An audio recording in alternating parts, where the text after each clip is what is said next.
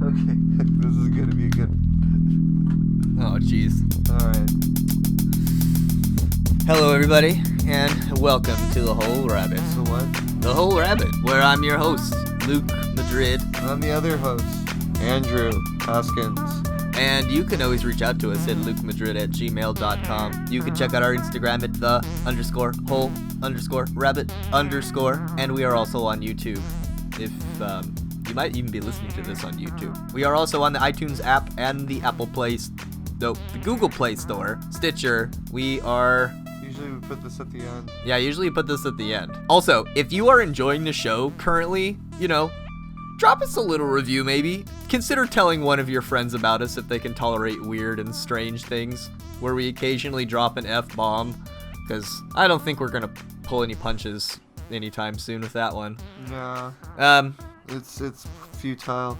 Resistance is futile. Welcome to The Whole Rabbit, where we don't just pull the rabbit out of the hat. We do that, but we also teach it the secrets of magic, only to find it was the prophet of the new Aeon the whole time. I like the part where we shave and cleanse it. We do something with the rabbit. It's weird. Ever seen Holy Mountain? Yeah, we put it in a circle. There's rainbow paint schemes on the wall. We pop it into the alchemical vessels. We teach it turn its poop into gold. And then teach it tarot cards. To create a soul. We do the whole rabbit. And today, we are covering... What are we covering today, Andrew? I think we were doing, Crowleyanity. Thelema? Yeah, Thelema. The lemurs? Yeah, we're doing, an Aleister Crowley-ish episode. Flemurs. Because we can't go an episode Thelema. without... Yeah. Thelema. We're covering Thelema. Thelema, and then, maybe we'll cover Luis next time. Yeah. We But know what we're talking about. We are gnarly Crowley devotees of intense... I've been studying this shit since I got into magic when I was a teenager. Well, that's the problem with magic. If you are studying it, you must be necessarily attached to Crowley's writings or philosophy in one way or the other. Probably by 0 degrees of separation. In fact, that's what Thelema really kind of is. Didn't Crowley and John Gardner get together and pretty much manifest Wicca? That's a rumor that I've heard. I've heard this rumor as well. So it's hard to talk about Thelema without talking about Crowley. And it's hard to talk about Crowley without talking about everything else. Because, he was even in the Beatles.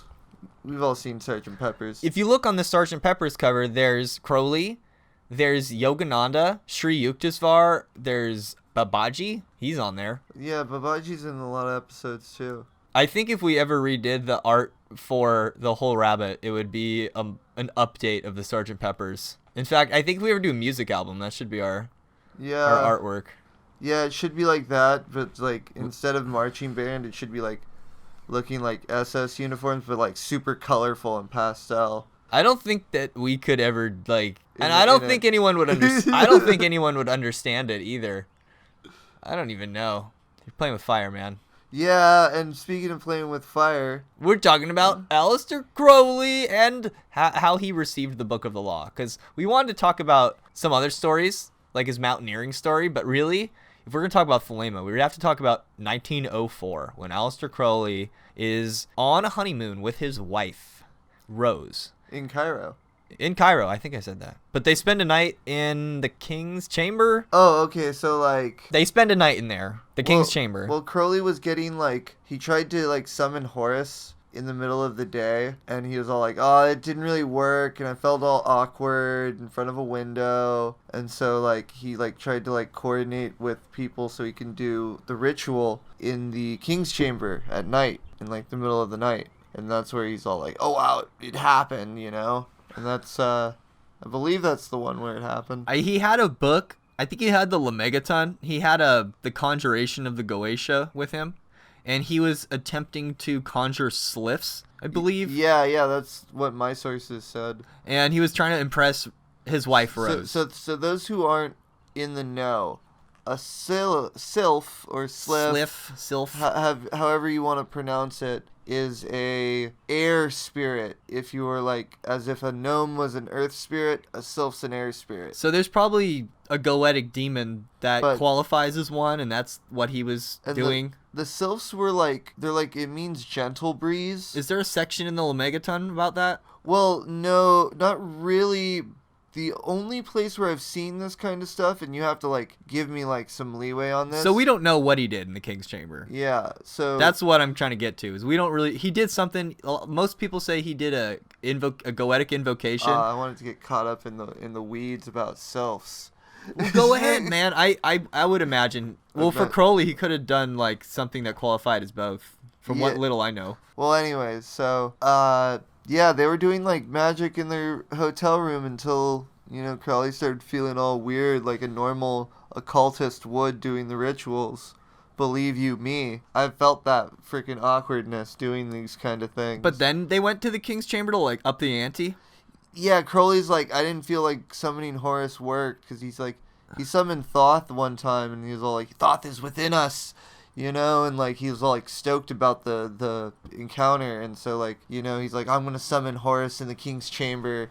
So this is like your classic taking your girlfriend to Burning Man and trying to impress her with your angel magics kind of thing. Yeah, I guess It is so. totally one of these like new age vacation, like I'm gonna take my girlfriend to the pyramids and we're going to ascend with the vibrations of the UFO. You know what I mean? Like it's one of those things. It's not like where you're trying to magically impress.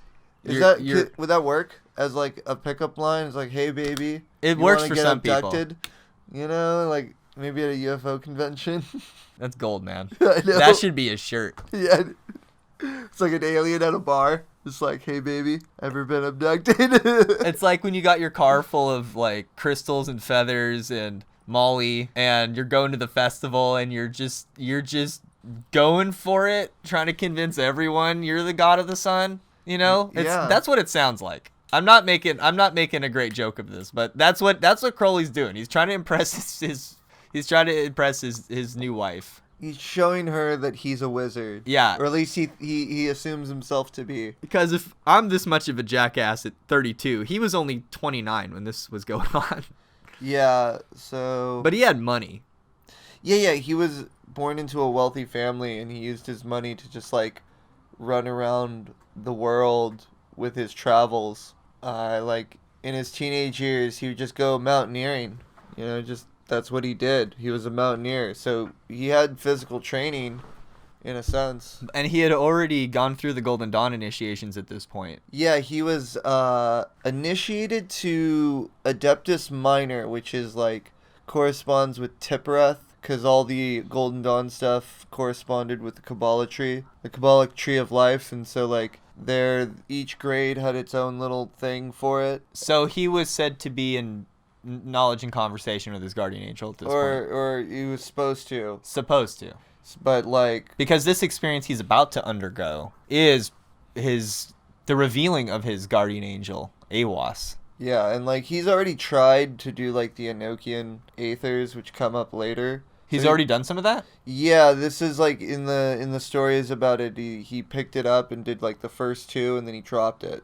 I wasn't able to reproduce He did that in like 1903. I wasn't able to reproduce the documents on this, but didn't he leave in the middle of an Abramelin working? That also was supposed to have happened. He like broke the circle? Well, I'm not sure about that, because I've heard two conflicting stories, like, because Jason Louv just glossed right over that part.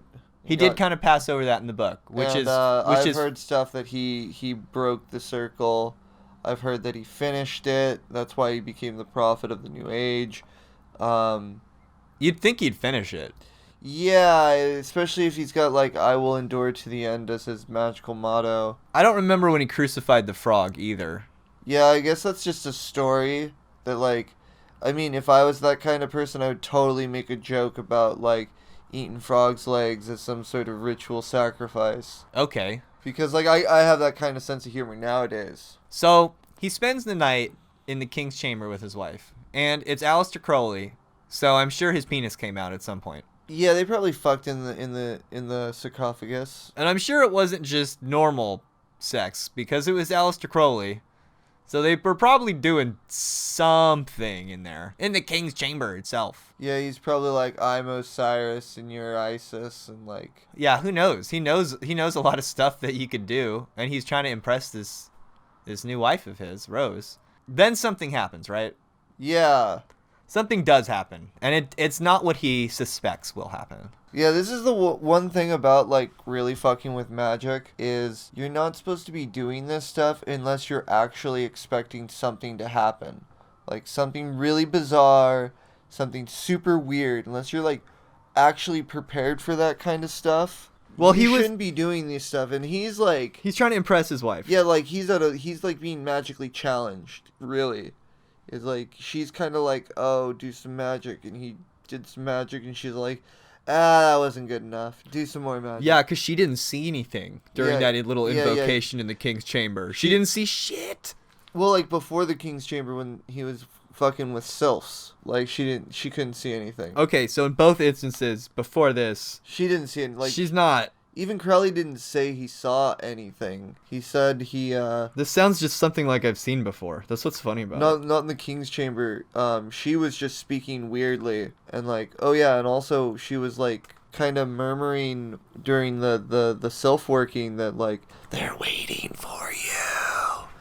They're waiting for you. Yeah, they're waiting for you. And, you know, there was, like, this weird thing going on. She became, like, possessed, supposedly, of Horus. At which time, Aleister Crowley did not entirely believe her. Yeah, why would you? He thought, you know, this is just because he's been around that kind of thing before, and that's just, you know, playing along maybe, he thought. Maybe just getting a little dreamy with it. Maybe just kind of having a little fun with it. He wasn't really taking her seriously. Yeah, not at all. And the one thing he says is, like, okay, go to, like, this secret temple... You know, you will find the stela revealing itself. And he quizzes her. Like, in a glass box, and this will be your only proof. And, like, this is, like, if you ever get into Thelema, you see, like, this, the like, stela. the stela or tablet. This, like, Egyptian-looking thing of a guy in, like, coming up to Ra or Horus in, like, in front of an altar of fire, just, like, draped in a cheetah skin or a leopard skin. It's pretty cool. And you got, like, new wheat hanging up above and the solar disc. And, like, we made this for, like, an art project, didn't we? Yeah, Ra seated on the throne. Yeah, with a priest worshipping at an altar. The Stela of Ankh Efan Khonsu. Yeah. Efan Khonsu. Efan Khonsu! I don't know. But, yeah, that was Aleister Crowley's one thing he actually got revealed to him by Horus. And this was before he was given the rest of the Book of the Law. This is, like, what, like, led him to the tract. Like, onto the track. So, she starts, like, they're waiting for you. It's all about the child. All Osiris. He's just like, okay, if you're Osiris, what are your 12 qualities? And she just rattles them off, like, exactly what they are. I tried to find what that was for the episode, because I know the answer's out there, but it was, like, of the day, of fire, of force... You know, crowned and conquering, all the correct qualities that applied to Osiris, Horus. They're sort of equated with each other. Horus is the child, but this is part of the Thelemic duality within their central deity of Horus. It's sort of like the father and the son, or the... Being one. Or the older brother and the younger brother. And both of those things being one. Both of those things being one in the deity of Heru-Ra-Ha, which means Horus, sun flesh. And we'll get into what that means later, what those two deities mean, and what they mean together, and what they mean in regard to Isis and Osiris by themselves, and Apophis, and all that stuff. We'll talk about that near the end, I think. Yeah, and then during this time, like, right after this working, that, like, his wife was able to show him this stela of revealing. Yeah, like, she leads him all the way, like, through the crowds, past, like, all the, like, the fancy exhibits that he would have suspected her to choose. They're, like, weaving through the crowd, going past all the, like, cool stuff. And like, so they're at the museum in Cairo. In Cairo, yeah. They walk up to the stela, and it's on display number 666. Oh, snap. And Aleister Crowley's like, all right, I believe you. You're possessed of the spirit of Osiris or whatever. Because he had already named... Horus Osiris. And he had already named himself the Great Beast. Master Therion. Yeah, Omega Therion. Omega Therion years before. And so when he saw 666, that was like his number, and he just knew that that was the truth. So then for the next 3 days, I think it was like maybe after lunch or before lunch. They started doing more workings where he got the voice of the new Aeon, which was an entity known as Iowas. Or if you're like a hardcore occultist and you want to make up your own pronunciation, it's like Oiuz. Or V. Or, yeah, Oivz. Which looks way more metal than AWAS. Yeah, so you just take that and play with that if you're a real occultist or something. You know what's special about AWAS is that's pretty much the first drawing of a gray alien. Yeah, that's like the biggest thing is our version of aliens look like this guy's sketch of what he thought this entity looked like that was being channeled through his wife. Very interesting. What else can we really say about that? It like the first gray alien was drawn by Aleister Crowley when he was receiving the Book of the Law. I'm pretty sure a fundamentalist Christian would seize upon that like it were the damned proof. It's the devil. I mean, well, to Crowley, he equates Aliens God and and the devil. devil. He equates God and devil, light and dark, sun and moon a lot because it's all about the reconciliation of dualities to him. And likewise, you see a lot of that filter down into Thelema and into the greater cosmology of Thelema. So he receives the Book of the Law. You want to go through let's go through the Book of the Law real quick. Okay, let's talk about the Book of the Law because basically it came through like 3 different days where you had 3 different deities come to him and reveal the doctrine of the new Aeon. And like you have to remember that he didn't take this seriously until years later. Like years later, he just kind of like did this and he's like, oh yeah, I'm a magician, I'm doing magic, and then like just dropped it because he's like, this is all nonsense. He didn't like the Book of the Law at first. Yeah, it was really dumb to him. And but he warmed up to it later and he became central to Thelema. Yeah. In fact, Thelema comes straight from this because it's 3 chapters. And each chapter is dictated by a different deity. The first one's Nuit, the second one's Hadit, and the third one's Ra-Hoor-Khuit. The first 2 are a little bit easier to explain. Alright, yeah. So in summary, we're going to explain them zoomed out. Yeah. So the first one... Low definition. The first one's Nuit. Yeah, so Nuit announces the law of Thelema. It starts off basically, Had, the manifestation of Nuit, the unveiling of the company of heaven. Every man and every woman is a star. Every number is infinite. There is no difference. Like the whole of this chapter takes on a actual feminine loving quality of like every individual in creation. Behold, it is revealed by Aiwass, the minister of Haor-Pa-Kraat. Haor-Pa-Kraat is the crowned and conquering child aspect of Horus. Yeah, so this is and the second one. The second chapter is Hadid. Now, Hadid is a weird one. So, like, Nuit is infinite expansion and, like, the universe at large. And then Hadid is infinite smallness or a singular point. Contraction. In general. So you have infinite expansion and then infinite compression. As Nuit announces the law of Thelema, Hadid announces Crowley's prophet status in this new religion and basically says, hey, I'm not about slaves or I'm not amongst slaves. It's like that has nothing to do with me. Like talking to him about conquering and about not being afraid, and it's more of like a personalized thing straight for Crowley. Now, the third chapter of the book that's dictated by Ra-Hoor-Khuit, or the conquering child of Horus, that is Horus, that's where it gets really, really spooky weird. Like, spooky weird. Because it starts talking about some crazy stuff. I had heard there's a meme, and I'm not going to do it justice, but the first one is like, I am Nuit, goddess of the stars, I love you all. And then the second chapter is like, I am Hadit, the sacred masculine, follow me and it'll all be great. Third chapter is like, I'm Ra-Hoor-Khuit. I have spells, bitch. Yeah. Like, it's just like, the first 2 chapters are all just the good news, and the third chapter's like, I'm gonna fuck shit up, watch out. It's all like, oh, I'll give you a weapon that'll, you will destroy all your enemies with. So yeah, the third chapter, it just, basically it's like, abrahadabra, the reward of Ra-Hoor-Khuit. There is division hither, homeward. There is a word not known. Spelling is defunct, all is not aught. Beware, hold, raise the spell of Ra-Hoor-Khuit. Yeah. Now let it be first understood that I am a god of war and of vengeance.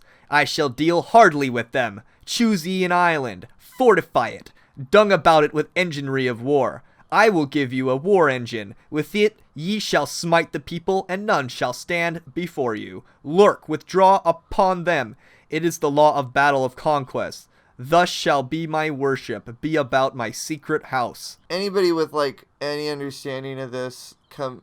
What's the secret house? Yeah, what's the secret house? Now, like these are like really abstract concepts that he's dealing with. So like we have a theory. If Nuit is infinite expansion and Hadid is infinite compression, then the mingling between them, their child Ra-Hoor-Khuit, is the powers of matter that dwell within matter. The atom, I would think. Yeah. The secret palace is the atom. So I believe that the secret palace and the powers were the creation of the nuke, and it gets more the atom bomb, because it talks about later on in this chapter. It says the 40s. Oh, let's find it. Yeah, it was. I want to get this wording perfectly because we want to find it. We want to talk about it because this gives the validity of our theory. Okay, right. So 46. We're on verse 46 of chapter 3 of the Book of the Law. Yeah, there we go. I am the warrior, lord of the 40s. The 80s cower before me and are abased. I will bring you victory and joy. I will be at your arms in battle, and ye shall delight to slay. Success is your proof. Courage is your armor. Go on in my strength, and ye shall turn not back for any. Yeah, so remember this is at like 1904. There is no way anyone knew what was going to go on. So, yeah, Lord of the 40s, that's like whoever completes the bomb wins. Yeah, Lord of the 40s. So, whoever won by making the bomb rules. And then the same fear of that weapon came about in the Soviet conflicts during the Cold Wars that like culminated in the 80s when we all thought we were going to die. Like apparently that's what everyone's all high on coke and thought they were going to die at any moment. Man, this sounds so frightening. Yeah, but think of all the music that came out. I think a lot of people hated the music of the 80s. Until now, people love that stuff. Well, I can't say I don't love it. I was born in 87. That's what was on the radio when I was in the womb, baby. Anyway, so yeah, the entire third chapter is where like it goes from your run of the mill talking to some deity through like ritualized magic to like some weird crazy prophetic stuff about destroying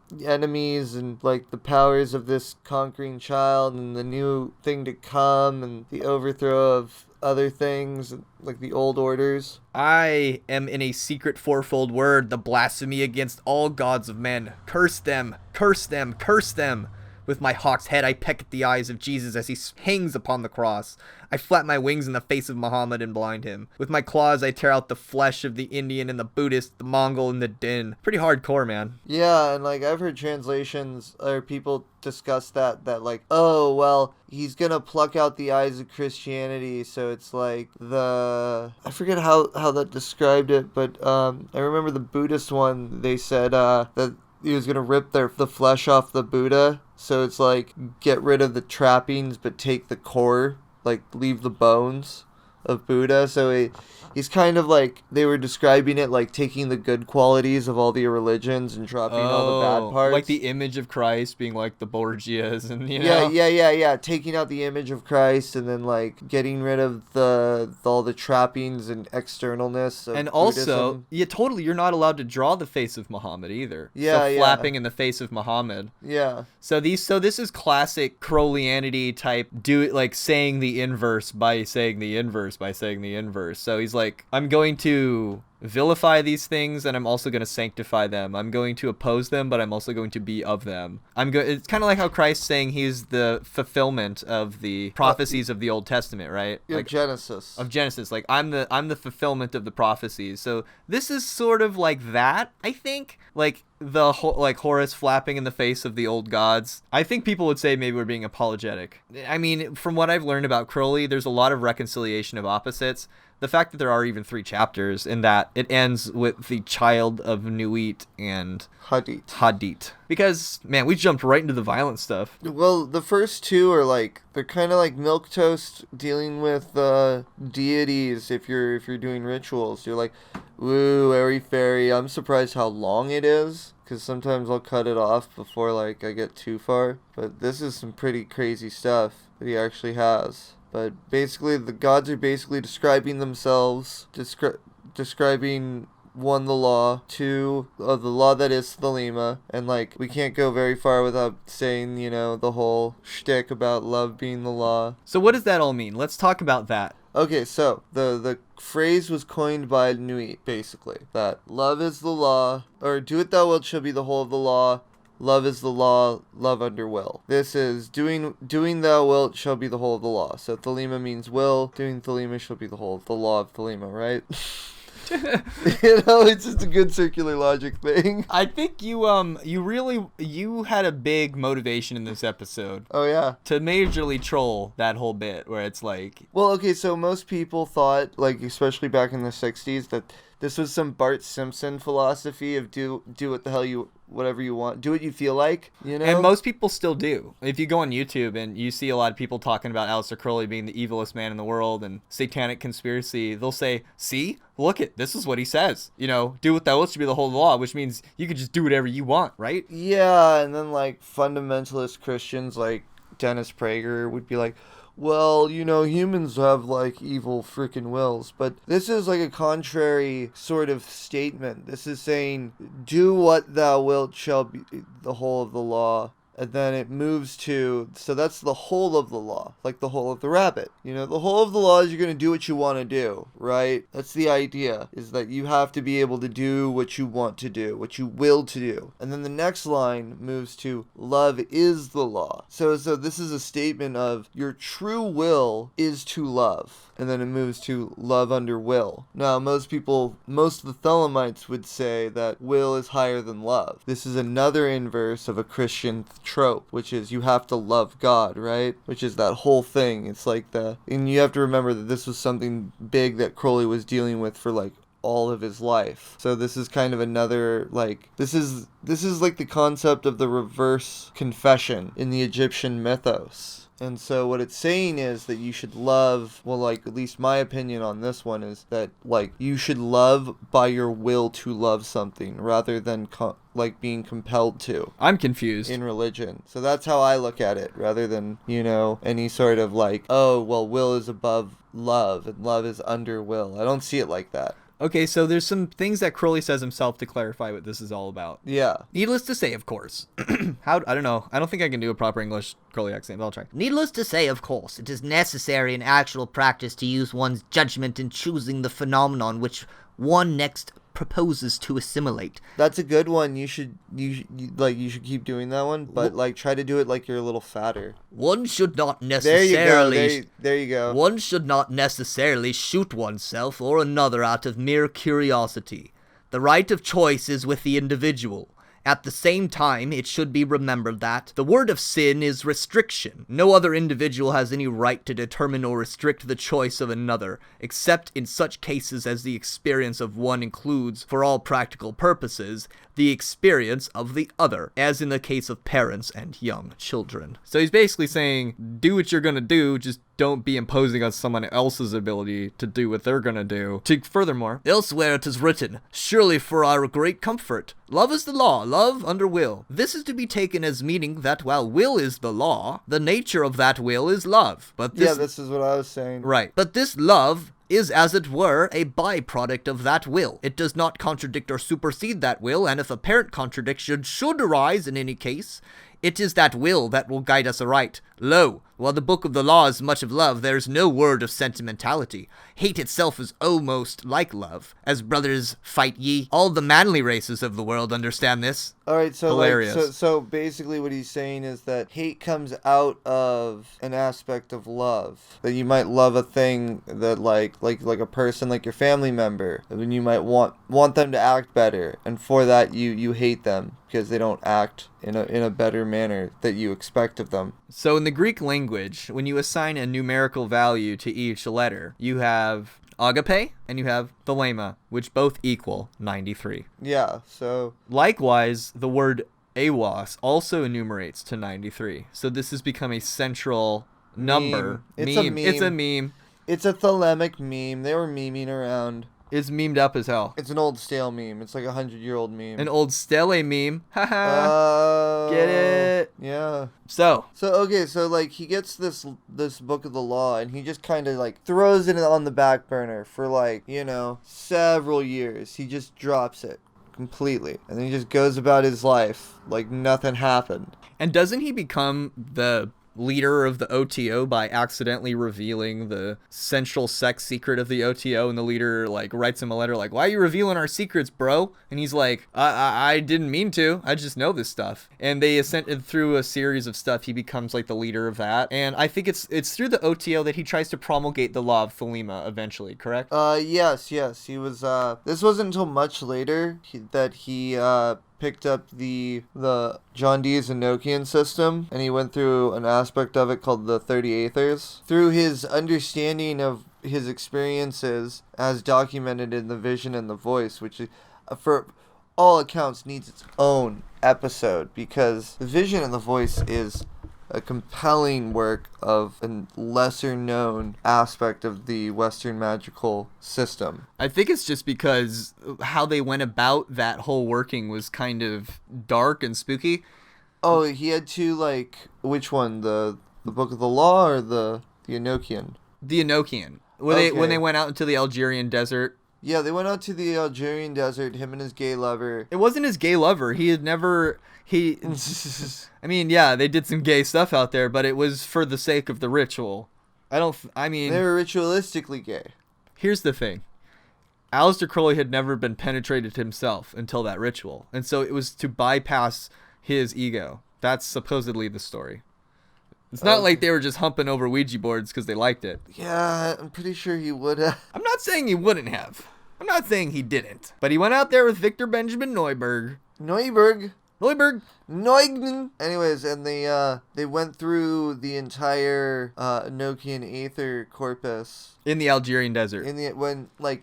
From my studies, Aleister Crowley, to get himself into the mind state, would read a mantra out of the Quran that he was told to do by Gabriel, the archangel. It's pretty hardcore.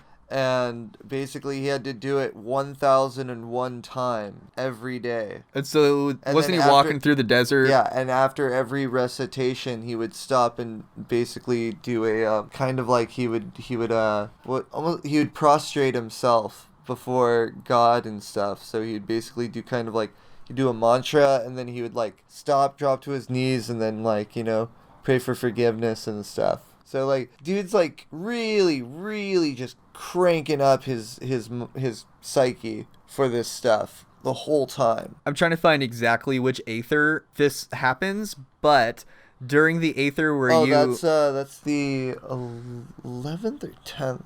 It's Zax. I know it's Zax.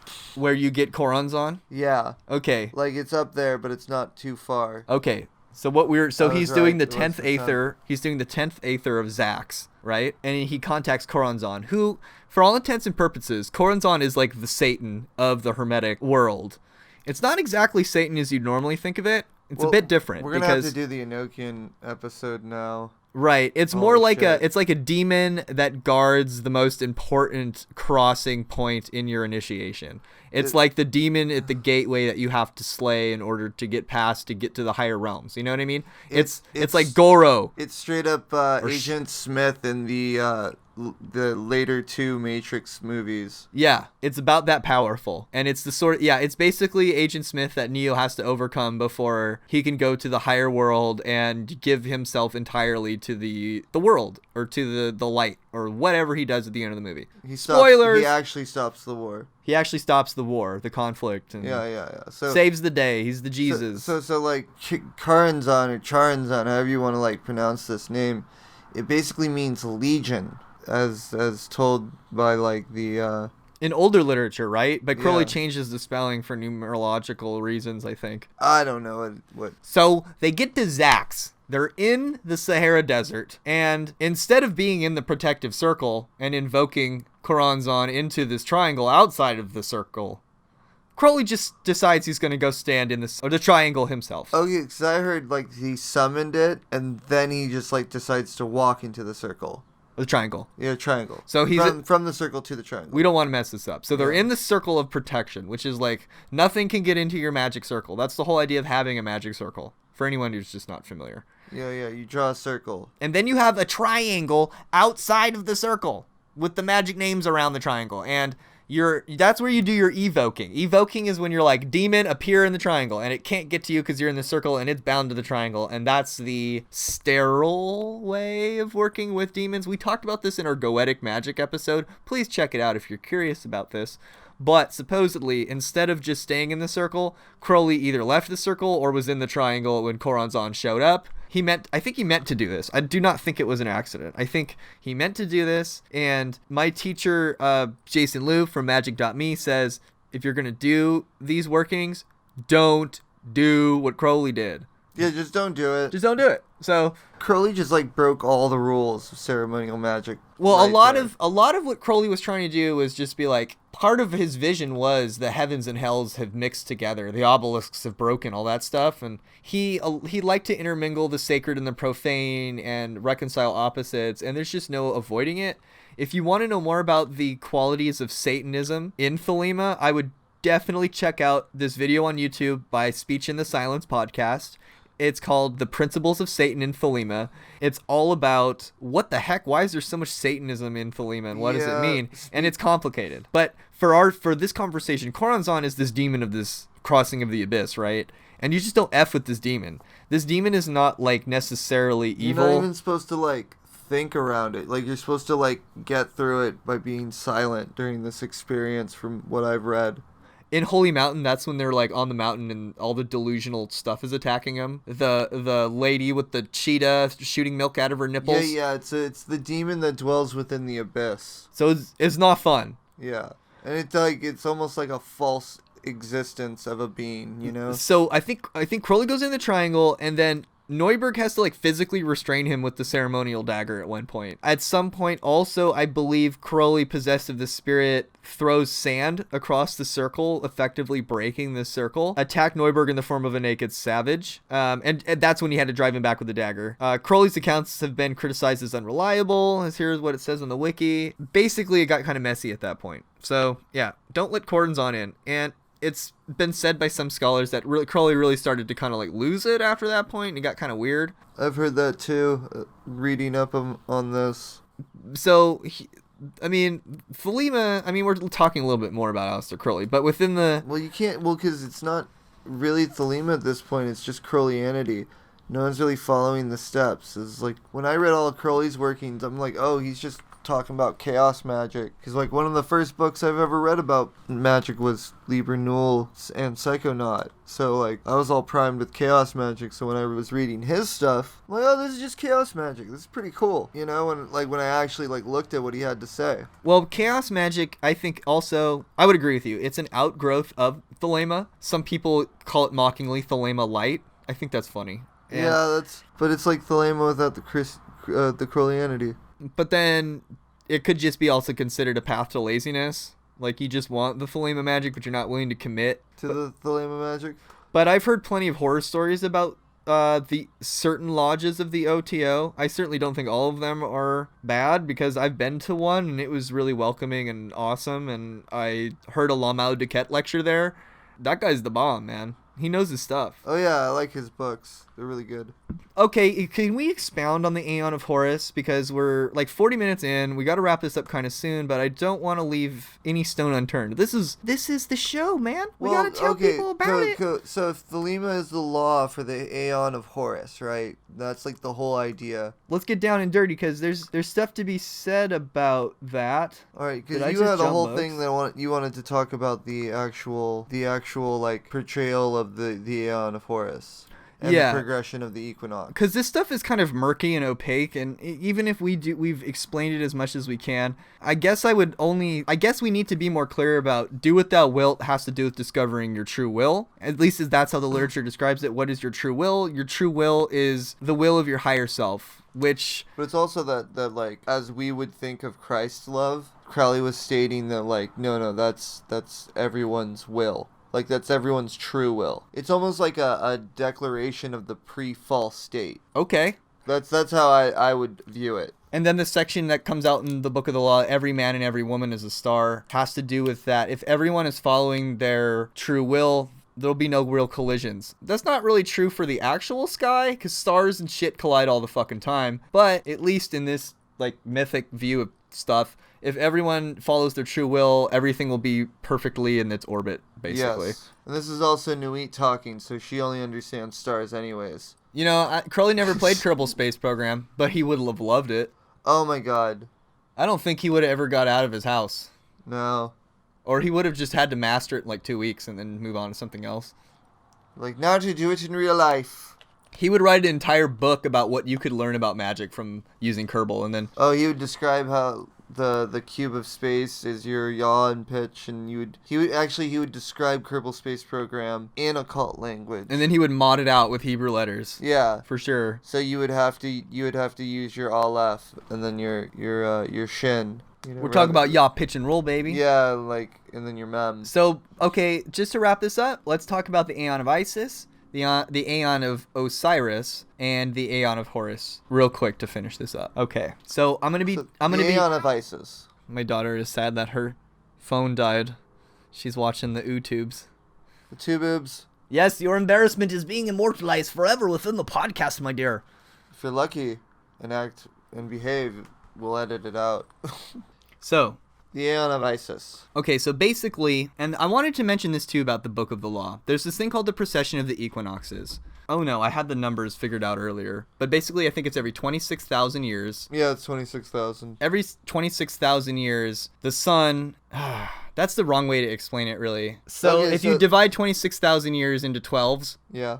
we got to do some math now, because I don't have the numbers right in front of me. Oh my god. Yes. So, approximately every 2,160 years, when the sun comes up in spring, it's coming up in a different constellation of the sky. Every 26,000 years, it's considered the great year, because the sun has gone through each sign of the zodiac, and those are the ages. So there's like an age of Gemini, an age of Cancer, and supposedly we're moving into the age of Aquarius. Okay, so this is a good one, because, So I wanted to mention first that at the same time Crowley was receiving the Book of the Law, Carl Jung was writing his Red Book. And the first page of the Red Book has a giant illustrated D that he painted that shows the procession of the equinoxes.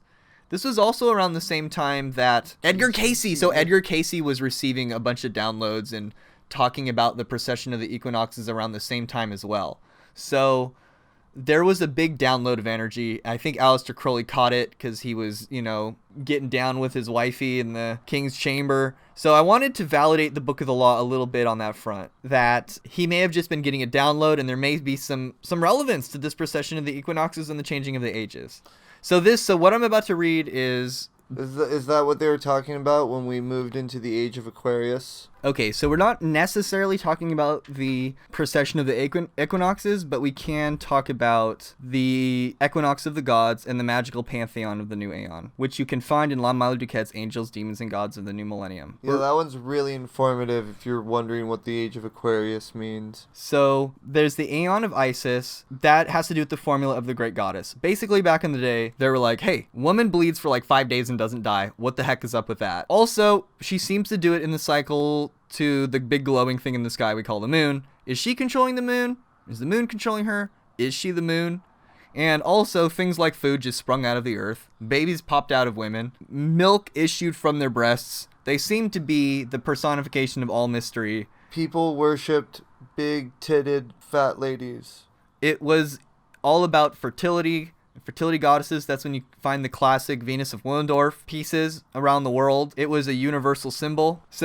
But then at some point, and this is what I think happened, I actually think this is a little bit we talked about this, or maybe we didn't, about what the apple of knowledge of good and evil is. At some point, basically, instead of it just being like orgies and babies coming out and the kids belong to the village and there's no such thing as wives and ownership and food just comes out of the earth and it's hunting and gathering and all this stuff. Well, eventually somebody's like, you know what? I think that this kid is from that guy, and I think that kid is from that guy, and then at some point the guys are like, wait a minute, you're saying that's my kid and you're my woman? Oh, you're mine. Okay. Oh, food doesn't just come out of the ground, because they realized, like, after a place where there's a lot of war and battle, the blood would go on the ground. And any place where there was a lot of blood and battle, the flowers and the things would grow better there. And they realized that the sun had something to do with the crops, or with plants growing in general. And then they realized that semen had something to do with the seed, like the crops impregnating women, and then the baby would grow. And there was sort of like a backlash. And this is conceptualized as the Aeon of Osiris, the formula of the dying god. And so the mysteries of the sun became prominent in consciousness. What happens to the sun when it goes into the night? Does it die? Is it reborn in the morning? And the mysteries of death and of sleep would play a central role in Christianity. And so that was the Aeon of Osiris. The central mystery of Christ is his death and his rebirth. Then you have the Aeon of Horus, which is like the Aeon that Aleister Crowley is trying to usher in, which is not necessarily tied to the precession of the equinoxes, but does share a similarity with the vision of the Age of Aquarius. So they are related concepts, even if they're not like the same thing. The Aeon of Horus pertains to the formula of the crowned and conquering child.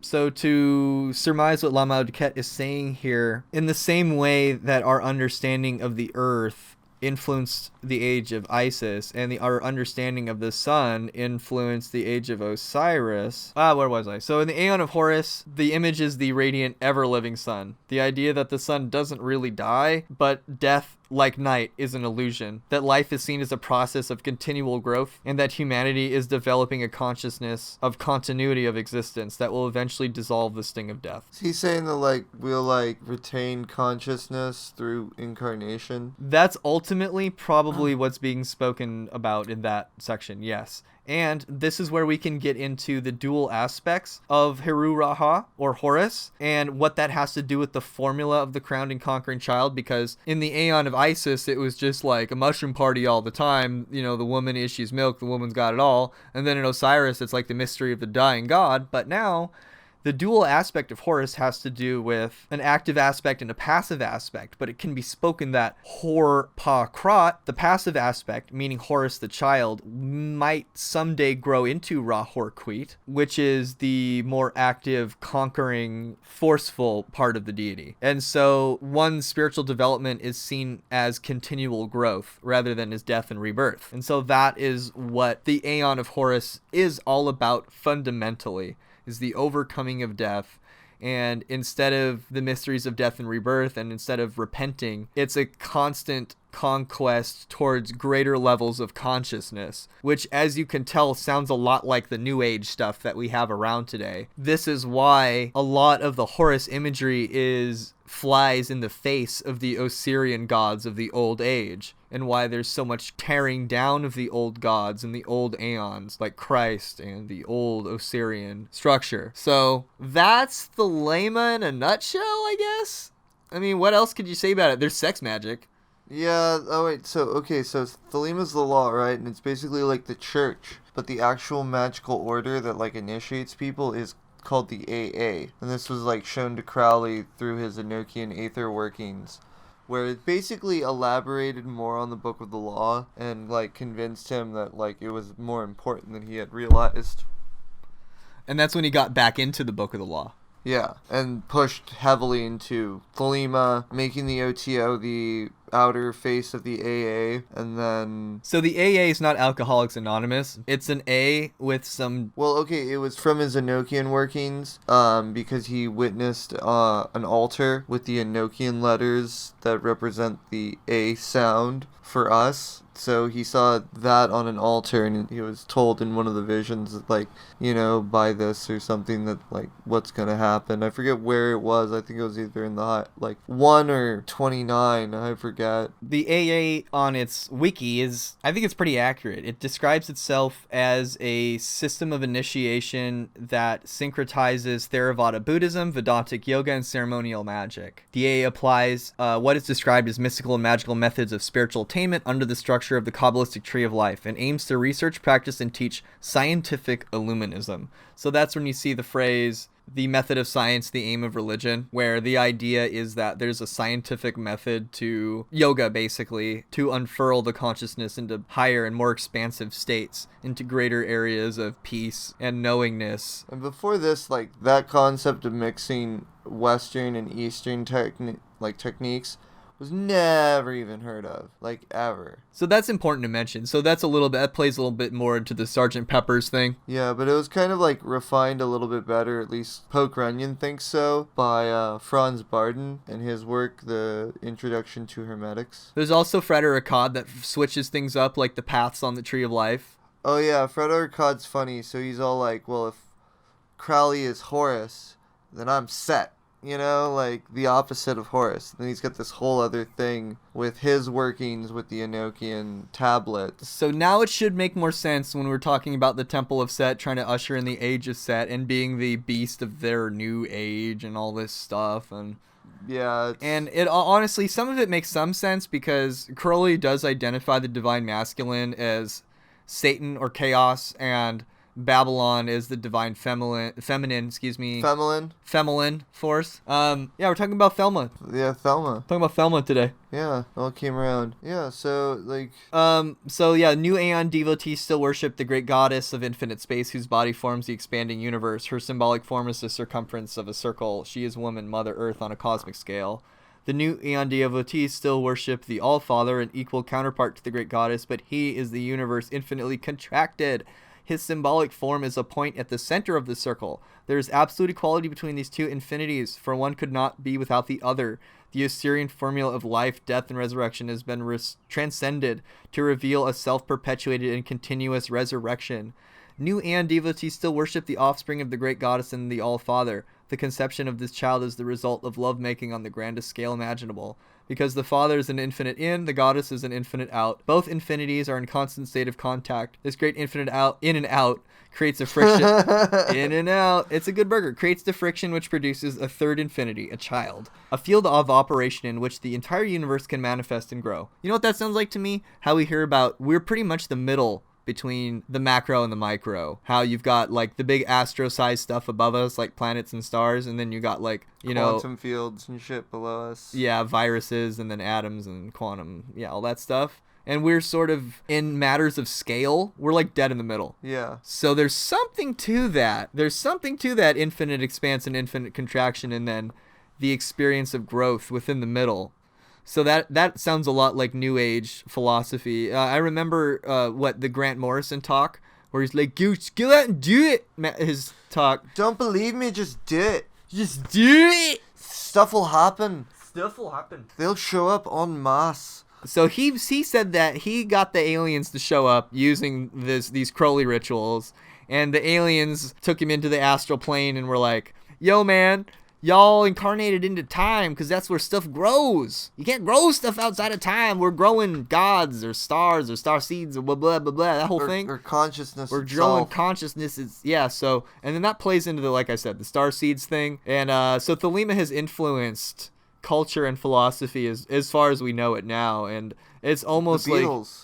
Yeah, the Beatles. And there's that terrible movie that's out. And I used the Lady Frida Harris deck, which was a work between Lady Frida Harris and Aleister Crowley, and contains thelemic symbols and principles within it. They switched around some tarot card associations, and it's my favorite deck. That's why I kind of have to know about this stuff in auxiliary, even though I'm not a member of the OTO, and I might not call myself a Thelemite, but I can definitely appreciate the wisdom there within. So yeah, I think more people should start reading Aleister Crowley instead of just, joining the group think. Well, if you're an occultist, you're pretty much always told to memorize Liber 777.